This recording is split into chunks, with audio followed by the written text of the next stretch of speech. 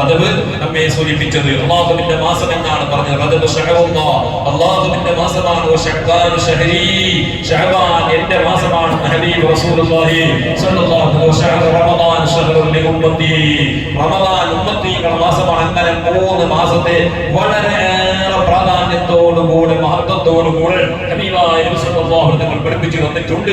ഈ ഇതിനെ വ്യാഖ്യാനിച്ചുകൊണ്ട് മഹാന്മാർ പറഞ്ഞു തരുന്നത് 3 മാസങ്ങൾക്കാണ് പ്രത്യേകത പറഞ്ഞത്. ഒന്നാമത്തത് റജബാണ്, രണ്ടാമത്തത് ശഅബാനാണ്, മൂന്നാമത്തേത് റമദാനാണ്. എന്നാൽ അതിനെ വ്യാഖ്യാനിച്ചുകൊണ്ട് മഹാന്മാർ പറഞ്ഞു തരുന്നു റജബിന്റെ പ്രത്യേകമായ ദിവസങ്ങൾ ആദ്യത്തെ 10-ാണ്. ശഅബാനിന്റെ ഏറ്റവും പ്രധാനപ്പെട്ട 10 ദിവസം അത് നടുവിലെ 10-ആണ്.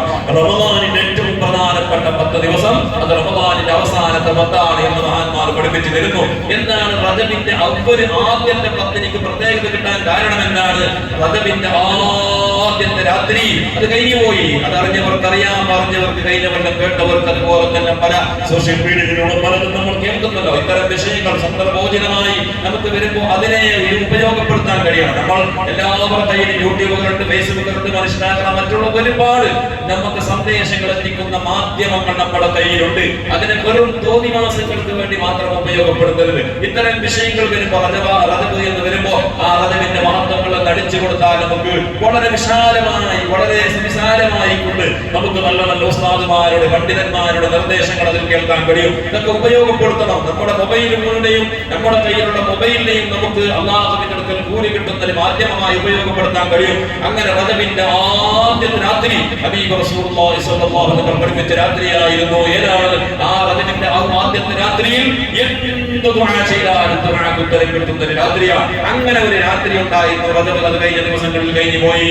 അതുപോലെ തന്നെ റജബിന്റെ ആദ്യത്തെ വെള്ളിയാഴ്ച രാത്രി, ഇന്നലെ രാത്രി ദുആ ചെയ്തവർക്ക് സന്തോഷിക്കാം, ഇന്നലെ രാത്രി വന്നവർക്ക് സന്തോഷിക്കാം. അത്രയും ഇത് ചെയ്യാൻ കഴിഞ്ഞല്ലോ എന്ന നിലക്ക്. അതുപോലെ അല്ലെങ്കിൽ ഇന്നലെ രാത്രി, ഈ കഴിഞ്ഞ വെള്ളിയാഴ്ച രാത്രി 2 റക്അത്ത് തഹജ്ജുദ് നിസ്കരിക്കാൻ കഴിഞ്ഞിട്ടുണ്ടോ അവർക്ക് സൗഭാഗ്യവാന്മാരാണ്. അതിലൊക്കെ ഇഖ്ലാസ് ഉണ്ടോ രക്ഷപ്പെടാൻ അതൊക്കെ മതിയാകുന്നതാണ്. പക്ഷേ ഇതെന്തിനാ ഞാൻ പറഞ്ഞു വരുന്നത്? ഇനിയെങ്കിലും ഇനിയുള്ള ജീവിതത്തിലെങ്കിലും ഇത്തരം ദിവസങ്ങൾ വരുമ്പോ അത്തരം ദിവസങ്ങൾ നഷ്ടപ്പെട്ടു പോകരുത്. പ്രധാനപ്പെട്ട രാത്രികൾ 2 രാത്രികൾ കഴിഞ്ഞു പോയി. അങ്ങനെ റസൂലുള്ളാഹി തങ്ങൾ പഠിപ്പിക്കുന്ന ശഅബാനിന്റെ ഏറ്റവും പ്രധാനപ്പെട്ട രാത്രി അത് നടുവിലെ 10-ലാണ്. എന്തേ കാരണം? ബറാഅത്ത് രാത്രി എന്ന് പറയുന്ന വളരെ പ്രധാനപ്പെട്ട ഒരു രാത്രി അത് റജബിന്റെ മധ്യത്തിലാണുള്ളത്. റമദാനിന്റെ ഏറ്റവും പ്രധാനപ്പെട്ട 10 അത് റമദാനിന്റെ അവസാന ഭാഗത്തിലാണ്. കാരണം ഫീഹി ലൈലത്തുൽ ഖദ്ർ, അതിനാണ് ലൈലത്തുൽ ഖദ്ർ. ഇങ്ങനെ ദിവസങ്ങളെ അല്ലാഹു സുബ്ഹാനഹു വ തആല നമുക്ക് മാസങ്ങളെ പ്രത്യേകമായി എണ്ണി തന്നു. അത് വരുമ്പോൾ തന്നെ ഈമാനുള്ള മനുഷ്യർക്ക്, സ്വാലിഹീങ്ങൾക്ക് റമദാനിന്റെ സുഗന്ധം അടിച്ചു വീശാൻ തുടങ്ങി. അല്ലാഹുവിലേക്ക് അടുക്കാൻ നമ്മളിപ്പോ എത്ര ആളുകൾ എന്നോട് പറഞ്ഞിട്ടുണ്ട്, എന്നോടൊക്കെ പറഞ്ഞിട്ടുണ്ടോ എത്ര വേഗമാണ് കൊല്ലം പോയത്. ഇപ്പൊ മിഞ്ഞാന്നാണ് റബീഉൽ അവ്വൽ പോയത്. ഇപ്പൊ റമദാൻ പോയിട്ട് ആഴ്ചയുള്ള റമദാന്റെ സുഗന്ധം പോയിട്ടില്ല. അതിന് മുമ്പ് റജബ് അല്ലാഹു ബാരിക് ലനാ ഫീ റജബിൻ വ ശഅബാൻ ഉസ്താദുക ചെയ്യാൻ തുടങ്ങി. ആയിഷാണ് മുഅ്മിനീങ്ങളെ തീരുന്നത്. വേറൊന്നുമല്ല, നമ്മളിങ്ങനെ അഭിപ്രായം പറഞ്ഞിട്ട് നമ്മളിങ്ങനെ സമയം കൊല്ലിയാൽ പോരാ. ആയിഷാണ് നമ്മൾക്ക് തീരുന്നത്. നമുക്ക് ചുരുങ്ങിയ ആയുസേയുള്ളൂ. ആ ആയുസിന്റെ പ്രധാനപ്പെട്ട സമയങ്ങൾ ഖബറിലേക്കാണ്. ഓരോ സെക്കൻഡ് ഒരു മൊബൈൽ ഫോണിലൂടെ ഒരു എന്തെങ്കിലും ഒരു സന്ദേശം എടുത്ത് വായിച്ചിട്ട് ഒരു 5 മിനിറ്റുള്ള ഒരു വീഡിയോ നമ്മൾ അതിനെ ഓൺ ചെയ്ത് പ്ലേ ചെയ്ത് നമ്മൾ കേട്ടാൽ 5 മിനിറ്റ് കഴിയുമ്പോൾ നാം ചിന്തിക്കേണ്ടത് പഠിച്ചവരെ നല്ലതാണെങ്കിൽ കൂലി കിട്ടും, വേണ്ടാന്ന് നോക്കിയാൽ ചിന്തിക്കുന്നത് പഠിച്ചവൻ 5 മിനിറ്റ് ഞാൻ ഖബറിലേക്ക് അടുത്തു, 5 മിനിറ്റ് ഖബറിലേക്ക് അടുത്തു. ഖബറിലേക്കുള്ള നടത്തമാണ്, ഓട്ടമാണ് നമ്മുടെ ജീവിതം. അതുകൊണ്ട് പൊന്നാര മുഅ്മിനീങ്ങളെ റജബ് അല്ലാഹു സുബ്ഹാനഹു വ തആല അനുഗ്രഹിച്ച മാസം. പ്രത്യേകിച്ച് ഇന്നത്തെ ഖുതുബയിൽ പറഞ്ഞത് എന്താ? റജബിൽ നിങ്ങൾ ചെയ്യേണ്ടത് എന്താ? ഏറ്റവും പ്രധാനമായി നിങ്ങൾ ഇബാദത്ത് ഫുൾ ടൈം ചെയ്യാൻ നമ്മളെ പോലെയുള്ള ആളുകൾക്ക് കഴിയൂല. ഹറാമുകളിൽ നിന്ന് വിട്ടു നിൽക്കണം എന്നുള്ളതാണ് റജബിന്റെ ഏറ്റവും വലിയ സന്ദേശം. ഹറാമായ കാര്യങ്ങളിൽ നിന്ന് വിട്ടു നിൽക്കണം, തോന്നിവാസങ്ങളിൽ നിന്ന് വിട്ടു നിൽക്കണം. ഇങ്ങനെ ഒരുപാട് ഫളായിലുകൾ മുമ്പ് നമ്മൾ കേട്ടതാണ്. പറഞ്ഞതാണ് മഹാനായ സയ്യിദ്നാ റൂഹുല്ലാഹി ഈസാ നബി അലൈഹിസ്സലാത്തു വസ്സലാം. ആരാണ് ഈസാ നബി അലൈഹിസ്സലാത്തു വസ്സലാം? തൊട്ടിലിൽ സംസാരിച്ച പ്രവാചകനാണ്. ഒരുപാട് മുഅ്ജിസത്തുകൾ കാണിച്ച, മുഅ്ജിസത്തുകളെ കൊണ്ട് നിറഞ്ഞു നിൽക്കുന്ന ഒരവരുടെ ജീവിത ചരിത്രമാണ് ഈസാ നബി അലൈഹിസ്സലാമിന്റെ. ആ ഈസാ നബി അലൈഹിസ്സലാത്തു വസ്സലാം ഒരു പർവ്വതത്തിന്റെ മുകളിലൂടെ നടന്നു പോകുമ്പോൾ പർവ്വതം നല്ല പ്രകാശമാണ്, ഭയങ്കര പ്രകാശം. സാധാരണ കുണ്ട പോലെയല്ല, സാധാരണ ഒരു കുന്ന് പോലെ നല്ല പ്രകാശിക്കുന്നു. ഈസാ നബി അലൈഹിസ്സലാമിന് മനസ്സിലായി ഇതിലെന്തോ ഒരു സവിശേഷതയിൽ, എന്തോ ഒരു പ്രത്യേകതയെ കൂട്ടിക്കിട്ട് എന്ന് മനസ്സിലാക്കി. അങ്ങനെ ബഹുമാനപ്പെട്ട ഈസാ നബി അലൈഹിസ്സലാം അല്ലാഹുവിനോട് ചോദിച്ചു, പടച്ചോനെ ഈ പർവ്വതത്തിനോട് എനിക്ക് സംസാരിക്കണം, ഈ പർവ്വതത്തിനോട് എനിക്ക് സംസാരിക്കാൻ അവസരം തരണം, എനിക്ക് കഴിവ് തരണം. അങ്ങനെ മഹാനായ ഈസാ നബി അലൈഹിസ്സലാം പറയുന്നതോടുകൂടെ പർവ്വതം ചോദിച്ചു, എനിക്കെന്താ വേണ്ടത്? ആ സമയത്താണ് ബഹുമാനപ്പെട്ട ഈസാ നബി അലൈഹി സ്വലാത്തു വസ്സലാം പർവ്വതത്തിൽ ഇതിന്റെ ഈ പ്രകാശിക്കാൻ കാരണം എന്താണെന്ന് ചോദിച്ചു. ഇങ്ങനെ ഒരു പ്രകാശം വരാൻ കാരണം എന്താണ്? മഹാനായ ഈസാ നബി അലൈഹി സ്വലാത്തു വസ്സലാമിനോട് ആ പർവ്വതം അവിടുന്ന് പറയുകയാണ്. എന്താ പറയുന്നത്? എന്റെ ഉള്ളിൽ ഒരു മനുഷ്യനുണ്ട്. ഇന്നോ ഇന്നലെയോ ജീവിക്കാൻ പറഞ്ഞത് 600 കൊല്ലായി. 600 കൊല്ലത്തിന് ശേഷം ഈ പർവ്വതത്തിന്റെ ഉള്ളിൽ ഇബാദത്തിൽ കഴിയുന്ന ഒരു മനുഷ്യനുണ്ട്. മഹാനായ ഈസാ നബി അലൈഹി സ്വലാത്തു വസ്സലാം ആ മനുഷ്യനോട് ചോദിച്ചു. ഇതാ അത് അല്ലാഹുവിനോട് പറഞ്ഞ് ഈ പർവ്വതത്തോട് സംസാരിക്കണം. അങ്ങനെ ബഹുമാനപ്പെട്ട പർവ്വതം അങ്ങനെ പൊട്ടിപ്പിളർന്നിട്ട് അതിന്റെ ഉള്ളിൽ നല്ല സുമുഖനായ, നല്ല ചന്തമുള്ള, നല്ല സ്റ്റൈൽമാനായ ഒരു ചെറുപ്പക്കാരൻ പർവ്വതത്തിന്റെ ഉള്ളിൽ പുറത്തേക്ക് വന്നു. ഈസാ നബി അലൈഹി സ്വലാത്തു വസ്സലാം ചോദിച്ചു, നീ ആരാ? ആ സമയത്ത് പറഞ്ഞു, ഞാൻ ഈ ഈസാ നബിയുടെ ഉമ്മത്തിയല്ല, ഞാൻ മുഹമ്മദ് നബി സല്ലല്ലാഹു അലൈഹി വസല്ലം ഉമ്മത്തിയല്ല. ഞാൻ ആരാണ്? ഞാൻ ബഹുമാനപ്പെട്ട സയ്യിദുനാ കരീമുല്ലാഹി മൂസ നബി അലൈഹി സ്വലാമിന്റെ കാലത്ത് ജീവിച്ച ആളാണ്. പക്ഷെ ഞാൻ തൗറാത്ത് വായിച്ചപ്പോൾ തൗറാത്തിൽ മുഹമ്മദ് നബി സല്ലല്ലാഹു അലൈഹി വസല്ലം സവിശേഷതകൾ, അവിടുത്തെ ഉമ്മത്തികളുടെ ഫളായിലുകൾ നമ്മൾ അഭിമാനിക്കണം. ഒരിക്കലും അല്ലാഹുവോട് പറഞ്ഞിട്ടുണ്ടോ ഉമ്മത്തി നബി സല്ലല്ലാഹു അലൈഹി വസല്ലം ഉമ്മത്തിയായതിന്റെ പേരിൽ അൽഹംദുലില്ലാഹ് നമ്മൾ പറഞ്ഞിട്ടുണ്ടോ? പറയണം, സൗഭാഗ്യമാണ്. ഇതിന്റെയൊക്കെ വാല്യൂ അറിയുന്നത് ഇപ്പൊ മശ്റയിലേക്ക് എത്തിക്കുകയാണ്. നമ്മൾ ആഹ്റമാന്റെ ചണ്ടിച്ചവർന്നൊക്കെ നമ്മൾ പറഞ്ഞിട്ടിങ്ങനെ നമ്മളെ നിസാരപ്പെടുത്തണ്ട. നമ്മളൊന്ന് ചിന്തിക്കണം, പഠിച്ചവനെ നാളെ മശ്റയിലേക്ക് എത്തിക്കാണ് നമ്മളെ വാല്യൂ അറിയുന്നത്, നമ്മളെ വില അറിയുന്നത്. കാരണം ഉമ്മത്തീങ്ങളായ സർവ്വ പ്രവാചകന്മാരുടെ ഉമ്മത്തീങ്ങൾ മുഴുവനും നോക്കുന്നത് നമ്മളിലേക്കാണ്. നമ്മളിലേക്ക് എന്ന് പറഞ്ഞാൽ സ്വാലിഹീങ്ങളായ ഉമ്മത്തീങ്ങൾ സ്വർഗത്തിലേക്ക് പോകുന്നവർ. അങ്ങനെ ഒരുപാട് പ്രത്യേകതകൾ ബഹുമാനപ്പെട്ട ഈസാ നബി അലൈഹി സ്വലാമിനോട് പറഞ്ഞു. ഞാൻ മൂസാ നബി അലൈഹി സ്വലാമിന്റെ കാലക്കാരനാണ്, അതുകൊണ്ട് ഞാൻ അല്ലാഹുവിനോട് ദുആ ചെയ്യുന്നതാണ്. എനിക്ക് മുഹമ്മദ് നബി സല്ലല്ലാഹു അലൈഹി വസല്ലം തങ്ങളുടെ ഉമ്മത്തിയായിട്ട് ആ ഉമ്മത്തിയുടെ കൂട്ടത്തിൽ പെടണം, അവരെന്ന് കാരണം അവരുമായിട്ട് ലയിക്കാൻ എനിക്ക് ആഗ്രഹമുണ്ട്. ആ സമയത്ത് ഈസാ നബി അലൈഹി സ്വലാം ചോദിച്ചു, എത്ര കൊല്ലായി? 600 കൊല്ലായി ഞാൻ ഇവിടെ ജീവിക്കുന്നു. അങ്ങനെ ബഹുമാനപ്പെട്ട ഈസാ നബി അലൈഹി സ്വലാത്തു വസ്സലാം അപ്പോഴാണ് അല്ലാഹുവിനോട് ചോദിക്കുന്ന ഒരു ചോദ്യമുണ്ട്. ബഹുമാനപ്പെട്ട ഈസാ നബി അലൈഹി സ്വലാം അല്ലാഹുവിനോട് ചോദിക്കുകയാണ്, യാ റബ്ബി ഹൽ അലാ വജ്ഹിൽ അർളി അക്റമു അലൈക മിൻ ഹാദാ. പഠിച്ചവനെ, എനിക്കൊരു ഡൗട്ട് ഉണ്ട്. എന്താ അറിയോ?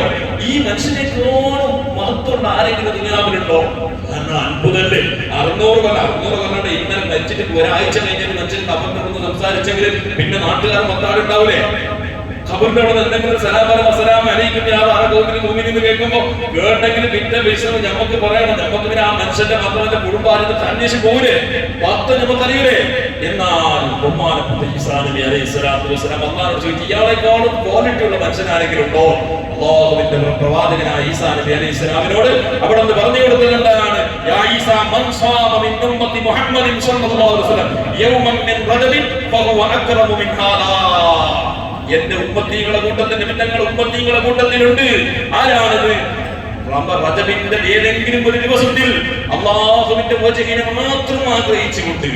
എല്ലാവർക്കും പറയില്ല, എല്ലാവരും നോക്കുമ്പോൾ ഞാൻ നോക്കില്ലെങ്കിൽ അങ്ങനെ പറഞ്ഞു നോക്കുന്ന മനുഷ്യന്മാർക്ക്. ഉമ്മമാർക്ക് പറയും വജബിരത്തെ നോക്കില്ലെങ്കിൽ അങ്ങനെ. അപ്പൊ എന്തായി? ഉപ്പ നോക്കുമ്പോ ഉച്ചക്ക് ചോറ് കിട്ടൂലെന്ന് പറഞ്ഞിട്ട് നോക്കിയിട്ട് അത് കാര്യമില്ല. നമ്മൾ എന്ത് വേണം?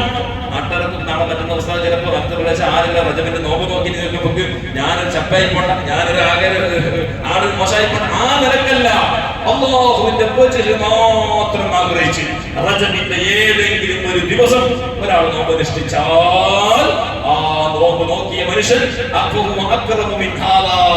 ഈ മനുഷ്യനേക്കാളും ഖൈറാൻ. 600 കൊല്ലക്കാരൻ പർവ്വതത്തിന്റെ മുകളിൽ ഇബാദത്ത് ചെയ്ത മനുഷ്യനേക്കാളും ഖൈറാൻ എന്ന് ബഹുമാനപ്പെട്ട സയ്യിദുനാ ഈസാ നബി അലൈഹി സ്വലാമിനോട് അല്ലാഹു അറിയിച്ചു കൊടുത്തു. എങ്കിൽ വളരെയേറെ മഹത്വമുള്ള ദിവസങ്ങളാണ് വരാനിരിക്കുന്നത്.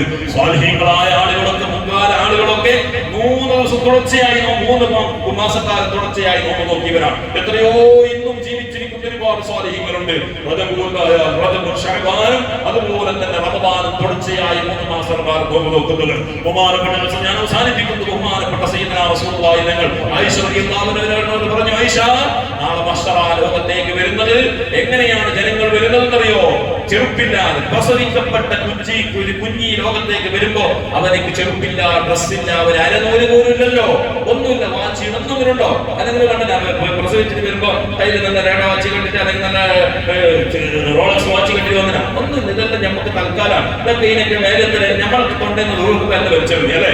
അവർ ലക്ഷക്കണക്കിന് കോടിക്കണക്കിന് രൂപയുടെ സ്വർണം ധരിച്ച പെണ്ണ് അവൻ ചിന്തിക്കേണ്ടത്, പഠിച്ചോനെ ഇതിനൊക്കെ വേല എത്രയേ ഉള്ളൂ. കല്യാണത്തിന് പോയിട്ട് ഒരു അപകടത്തിൽപ്പെട്ട് മരിച്ച അല്ലാഹു സലാമത്താക്കട്ടെ. മരിച്ചാൽ ആദ്യം ചെയ്യുന്നത് എന്താണ്? നമ്മൾ അവരുടെ ശരീരത്തിലുള്ള ആഭരണങ്ങൾ, വസ്ത്രങ്ങളൊക്കെ എടുക്കുന്നു. കയ്യിലുള്ള ഒരു മോതിരം സുന്നത്താണ്. ഈ മോതിരത്തിന് ഇത് കിടന്നോ വർക്കത്തിന് തങ്ങൾ തന്ന മോതിരാണ്, അത് ഇപ്പൊ കുറെ കാലം വെച്ചതാണ് പറഞ്ഞിട്ട് ഏതെങ്കിലും ആൾക്കാർ നമ്മുടെ നാട്ടിൽ കബറിലേക്ക് കൊണ്ട് ഉപ്പാന്റെ കയ്യിലുള്ള മോതിരം ഇട്ടിട്ടുണ്ടോ? ഉണ്ടോ? ഒരു നാട്ടിൽ മതി കൊണ്ടുവന്നെ ഇല്ലല്ലോ, ഇല്ല, ആരുമില്ല. എല്ലാം വിട്ടിട്ടാ പോകുന്നത്.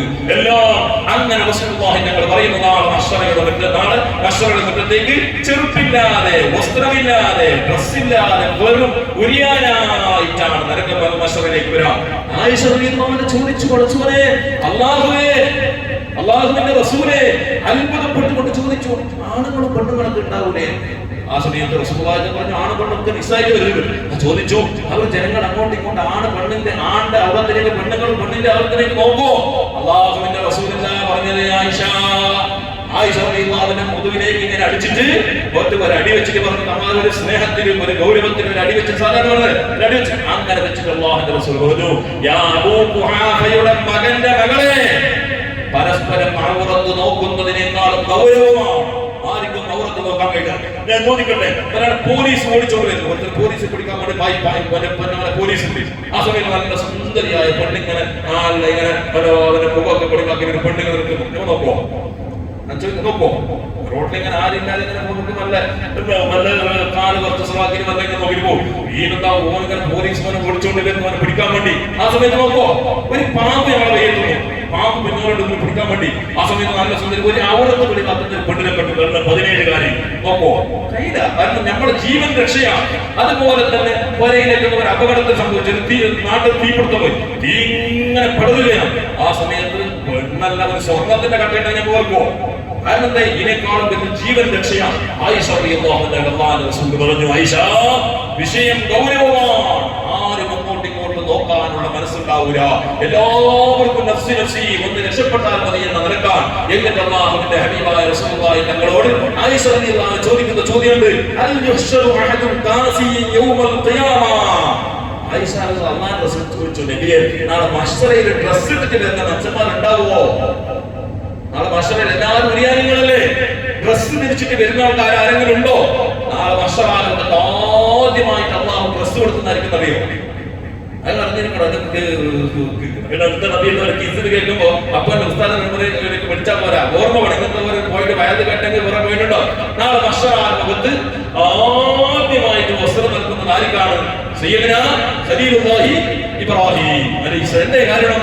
ബഹുമാനപ്പെട്ട ഇബ്രാഹിം നബി അലൈഹിസ്സലാത്തു വസ്സലാമിനെ ഡ്രസ്സൊക്കെയാക്കി അവർക്ക് നമ്രൂദ് തീകുണ്ടത്തിലേക്ക് വലിച്ചെറിഞ്ഞില്ലേ? അതിന് പരിഹാരമായി മഹ്ശറാലത്ത് ആദ്യമായിട്ട് വസ്ത്രം നൽകപ്പെടുന്ന. എന്നാൽ അല്ലാഹുവിന്റെ റസൂലിന്റെ പത്നിയായ ആയിഷ ചോദിച്ച ആരെങ്കിലും ഉണ്ടോ? അല്ലാഹുവിന്റെ റസൂലിനോട് പറഞ്ഞു, അൽ-അംബിയാ വഅഹ്ലുഹും വസായിബു ഗദൻ വശഅബാന വറമദാന അലാ അലൽ ബിലാ. റസൂലുള്ളാഹി തങ്ങൾ പറയുന്നു, ആയിഷ ചോദിച്ചു, നാളെ മഹ്ശറയിൽ വസ്ത്രം ധരിച്ചിട്ട് വരുന്ന മനുഷ്യന്മാരുണ്ടോ? അവിടെ നിന്ന് പറഞ്ഞു, അമ്പിയാക്കളൊക്കെ ഡ്രസ് ഇട്ടിട്ടാണ് വരുന്നത്, അവർ അകലിനാൽ. എന്നിട്ട് പിന്നൊരു വിഭാഗം ഒരു ക്വാളിറ്റി മനുഷ്യന്മാരെ പറഞ്ഞു, ജീവിതത്തിൽ ഇതുവരെ കഴിഞ്ഞിട്ടില്ല, ഇനിയെങ്കിലും അടുത്ത കൊല്ലെങ്കിലും ഇതൊരു 10-50 കൊല്ലം ജീവിക്കണ്ടേ? വേണ്ടേ? ആഗ്രഹിക്കുന്നതിന് എന്ത് കുറക്കണം അല്ലെ? അല്ലാഹു ആയുസ് ഉള്ളതാക്കി അല്ലാഹു പണിയൊന്നുമില്ല, എന്നാലും നമുക്ക് കുറെ കാലം ജീവിക്കാൻ ആഗ്രഹമില്ലേ? വേണ്ടേ? അല്ലാഹു ആയുസ് നിലവാക്കി തരട്ടെ. ഇനിയുള്ള ഒരു 10 കൊല്ലം, 20 കൊല്ലം, 50 കൊല്ലം, ഒരു കൊല്ലമെങ്കിലും നമുക്ക് അത് പ്രയത്നിക്കാൻ കഴിയണം, ഉണ്ടാക്കാൻ കഴിയണം. എന്താണ് നാളെ മഹ്ശറാ ലോകത്ത് ഡ്രസ് ഇട്ടിട്ട് മഹ്ശറയിലേക്ക് വിഐപികളായിട്ട് വരാനുള്ള ക്വാളിറ്റി എന്താണ്? അല്ലാഹുവിന്റെ റസൂൽ പറഞ്ഞു, ആയിഷ, റജബ് മാസവും ശഅബാൻ മാസവും റമദാൻ മാസവും തുടർച്ചയായിട്ട് 30 ദിവസക്കാലം ഒരാൾ നോമ്പ് നോറ്റാൽ ആ നോമ്പ് നോറ്റവൻ നാളെ മഹ്ശറിലേക്ക് അവൻ നല്ല ഡ്രസ് ഇട്ടവരായ നിലക്കാണ് മഹ്ശറിലേക്ക് വരിക. എന്നിട്ട് പറയുന്നു, ആയിഷ, അവർക്ക് ദാഹമില്ല, അവർക്ക് വിശപ്പില്ല, അവർക്ക് പ്രയാസമില്ല. അവരുടേതായ മറ്റുള്ള ആളുകളൊക്കെ കാലുവരെ, നെരിവാണിവരെ, മുട്ടും കാലുവരെ വിയർത്ത് കുടിക്കുമ്പോൾ അവർക്ക് വിയർപ്പില്ല, നല്ല ദീപികളാണ്. എന്നിട്ട് അല്ലാഹുവിന്റെ റസൂൽ സ്വല്ലല്ലാഹു അലൈഹി വസല്ലം പറയുന്നു, നാളെ മഹ്ശറിലേക്ക് എവിടെന്നാ വരുന്നത്? ഫലസ്തീനിന്റെ ബൈത്തുൽ മുഖദ്ദസിന്റെ അടുത്തുള്ള സാഹിബ എന്ന് പറയുന്ന ഭൂമിയിൽ നിന്നാണ് മനുഷ്യൻ മഹ്ശറിലേക്ക് യാത്രയാക്കുന്നത്. എന്ന പരിശുദ്ധ ഖുർആനിന്റെ വാക്യം. ആ സമയത്ത് രണ്ടാമത്തെ ഊത്ത് ഇസ്രാഫീൽ ഓതുമ്പോൾ എല്ലാ സാഹിറ എന്ന് പറയുന്ന ആ ഭൂമിയിലായിരിക്കും. അത് എവിടെയാണ്? ഇന്നത്തെ ബൈത്തുൽ മുഖദ്ദസ് നിലകൊള്ളുന്ന പലസ്തീൻ, ഇന്നത്തെ ഇസ്രായേലിന്റെ ജൂതപ്പട്ടാളം യുദ്ധം ചെയ്തുകൊണ്ട് പിടിക്കാൻ ഒരുങ്ങി നിൽക്കുന്ന എന്തിന് ജൂതന്മാർ യുദ്ധം ചെയ്യുന്നു ചോദിച്ചാൽ അവർക്ക് വെറും സ്വർണ്ണം. നമ്മൾ വിചാരിക്കുമ്പോൾ പെട്രോൾ ഉള്ളത് കൊണ്ടാണ്, അവിടുത്തെ സ്വത്ത് പിടിക്കാൻ വേണ്ടിയല്ല. ചരിത്രത്തിന്റെ വലിയ വലിയ സംഭവങ്ങൾ ലോകത്ത് ഖിയാമത്ത് നാളെ സംഭവിക്കുന്ന ഒരുപാട് സംഭവ വികാസങ്ങൾ തുടക്കം മുതൽ തന്നെ ഈ ഖിയാമത്ത് നാൾ വരെ ഒരുപാട് സംഭവ വികാസങ്ങൾ നടക്കുന്ന ഭൂമിയാണ് ഫലസ്തീൻ. ആ ഫലസ്തീനിന്റെ ചരിത്രം ഇന്നോ ഇന്നലെയോ തുടങ്ങിയതല്ല. ഒരുപാട് അത്ഭുതങ്ങളും ലോകത്ത് നടക്കാനിരിക്കുന്ന ഭൂമിയാണ്. ആ ഭൂമിയെ പിടിക്കാൻ വേണ്ടി ഇന്നത്തെ ചരിത്രം പറയുന്ന ജൂതന്മാർ അതിനുവേണ്ടി പോരാടുകയാണ്. അതുകൊണ്ട് ആ ഭൂമിയിൽ നിന്നാണ് മശറിലേക്ക് വരുമ്പോ നമുക്ക് വേണോ? അതുകൊണ്ട് റജബിനെ ആദരിക്കുക, ബഹുമാനിക്കുക, റജബിന്റെ നോക്കുകൾ കഴിയുമെങ്കിൽ അനുഷ്ഠിക്കുക, ദിക്റുകൾ സ്വലാത്തുകൾ നല്ലോണം ചൊല്ലിക്കൊണ്ട് അല്ലാഹുവിലേക്ക് ദുആ ചെയ്തുകൊണ്ട് ഖേദിച്ച് മടങ്ങി റജബിനെ ധന്യമാക്കണമെന്ന് എന്റെ നഫ്സിനോട് ആദ്യമായിട്ട് നിങ്ങളോട് ഞാൻ ഓർമ്മപ്പെടുത്തി രണ്ട് വാക്കുകൾ അവസാനിപ്പിക്കുന്നു. റഹ്മാനായ മാലിക്കുൽ മുൽക്കായ കരുണക്കടലായ അല്ലാഹ്, ഞങ്ങൾ പാപികളാണ് റഹ്മാനെ, ദോഷികളാണ് റഹ്മാനെ. ഞങ്ങളുടെ ജീവിതത്തിൽ സൽക്കർമ്മങ്ങൾ ഇതുവരെ ഞങ്ങൾ കൂടുതലൊന്നും ചെയ്യാൻ കഴിഞ്ഞിട്ടില്ല റബ്ബേ. ചുരുങ്ങിയ ഇബാദത്താണ് ഞങ്ങൾ ചെയ്തത്. പടച്ചവനെ, അതിലും ഇഖ്ലാസ് കുറഞ്ഞുപോയതാണ് റബ്ബേ. അല്ലാഹുവേ, ഈ വിശുദ്ധമായ റജബിന്റെ ബർക്കത്ത് കൊണ്ട് ഞങ്ങൾ എല്ലാ സൽക്കർമ്മങ്ങളും നീ സ്വീകരിക്കണം റഹ്മാനെ. 5 വക്ത് നിസ്കാരം നിർബന്ധമാക്കപ്പെട്ട ഈ റജബിന്റെ മാസത്തിൽ അല്ലാഹുവേ, ഞങ്ങൾ ചെയ്ത എല്ലാ നമസ്കാരങ്ങളും നീ കബൂലാക്കണേ റഹ്മാനെ. അല്ലാഹുവേ, നീ ഒരു നിസ്കാരം പോലും ഒരു വക്ത് പോലും ഖളാഇ പോകാതെ സൂക്ഷ്മതയോടുകൂടി നിർവഹിക്കാൻ തൗഫീഖ് നൽകണേ അല്ലാഹ്. ഈ റജബിന്റെ ബർക്കത്ത് കൊണ്ട് ഞങ്ങൾക്കും ഞങ്ങളുടെ മാതാപിതാക്കൾ, ഞങ്ങളുടെ ഉസ്താദുമാർ, ഞങ്ങളുടെ മശായിഖുകൾ, ഞങ്ങളെ സഹായിച്ചവരും സ്നേഹിച്ചവരും ഞങ്ങളുമായി ബന്ധപ്പെട്ടവർ, ഞങ്ങളെ സ്നേഹിക്കുന്നവർ, ഞങ്ങളെ സ്നേഹിക്കുന്ന ഒരുപാട് ആളുകൾ പല നാടുകളിലുണ്ട് റഹ്മാനെ. ഈ നാടിലും പല നാടുകളിലുണ്ട് അല്ലാഹുവിനുള്ളവർ നീ സഹായിക്കണേ റഹ്മാനെ. അവർക്കും ഞങ്ങൾക്കും എല്ലാ ഞഹ്മത്തിന്റെ ബറക്കത്തിന്റെ ഐശ്വര്യത്തിന്റെ സന്തോഷത്തിന്റെ കവാടങ്ങൾ തുറക്കണേ റഹ്മാനെ. ഇത് ഞങ്ങളുടെ ജീവിതത്തിന്റെ അവസാനത്തെ റജബാക്കല്ലേ അല്ലാഹ്. പടച്ചവനെ, ഇനി ഒരുപാട് റജബിനെ സ്വീകരിച്ചുകൊണ്ട് റമദാനിനെ സ്വീകരിച്ചുകൊണ്ട് ഇബാദത്തുകളെ കൊണ്ട് ധന്യമാക്കുക. ഞങ്ങൾക്കും ഞങ്ങളുടെ മാതാപിതാക്കൾക്കും നിങ്ങൾക്ക് വേണ്ടപ്പെട്ടവർക്ക് നീ തൗഫീഖ് നൽകണേ റഹ്മാനെ. ഞങ്ങളുടെ ജമാഅത്തിന് ബറക്കത്തും ഐക്യവും യോജിപ്പും സ്നേഹവും സന്തോഷവും നൽകണേ റഹ്മാനെ. ഭിന്നിപ്പുകൾ, ഫിത്നകൾ, ഫസാദുകൾ ഈ നാടിനെയും മുസ്ലിം നാടുകൾ നീ സലാമത്താക്കണേ അല്ലാഹ്. ലോകത്തെ കഷ്ടപ്പെടുന്ന മുസ്ലിമീങ്ങൾക്ക് നീ സലാമത്ത് നൽകണേ അല്ലാഹ്. കേസുകളിൽ കുടുങ്ങിയവരുണ്ട്, ജയിലുകളിൽ കഴിയുന്നവരുണ്ട് റബ്ബേ. നിരപരാധികളായ ഒരുപാട് സഹോദരന്മാർ കഷ്ടപ്പെടുന്നവരുണ്ട് അല്ലാഹു. ഞങ്ങളുടെ നാട്ടിൽ നിന്ന് വേണ്ടപ്പെട്ടവർ കുടുക്കുകളിൽ കുടുങ്ങിയവരുണ്ട് റബ്ബേ. റജബിന്റെ ബർക്കത്ത് കൊണ്ട് അവർക്ക് ഞങ്ങൾക്ക് നീ മോചനം നൽകണേ അല്ലാഹ്. ഞങ്ങൾ ആരെയും അത്തരം കുടുക്കുകളിൽ കൊടുക്കാതെ നീ സലാമത്താക്കണേ റഹ്മാനെ. അല്ലാഹുവേ, ഞങ്ങൾക്ക് നീ സമാധാനം സന്തോഷം നൽകണേ അല്ലാഹ്. ചൊല്ലിയതിന്റെ, പറഞ്ഞതിന്റെ, കേട്ടതിന്റെ എല്ലാം ഈ പള്ളിയുടെ ചുറ്റുഭാഗത്ത് മരിച്ചുറങ്ങുന്ന മുഅ്മിനീങ്ങളും മുഅ്മിനാത്തുകൾ, ഞങ്ങളെ സഹായിച്ച് സ്നേഹിച്ച ഒരുപാട് ആളുകൾ, ഞങ്ങളുടെ ഷാഹിദും ഉസ്താദുമാർ ഒരുപാട് ആളുകൾ മരിച്ചുപോയി. ഞങ്ങളുടെ കൂട്ടുകുടുംബാദികളെ കവറുകളിലേക്ക് എത്തിച്ചു കൊടുക്കണേ അല്ലാഹു. റഹ്മാനെ, അവരെ ഞങ്ങൾ ജന്നത്തുൽ ഫിർദൗസിലെ ദീവാനിൽ സ്വല്ലല്ലാഹു അലൈഹി വസല്ലം ഒരുമിച്ച് കൂടാൻ തൗഫീഖ് നൽകണേ അല്ലാഹ്. ദുആ സ്വീകരിക്കണേ അല്ലാഹ്. സയ്യിദനാ മുഹമ്മദിൻ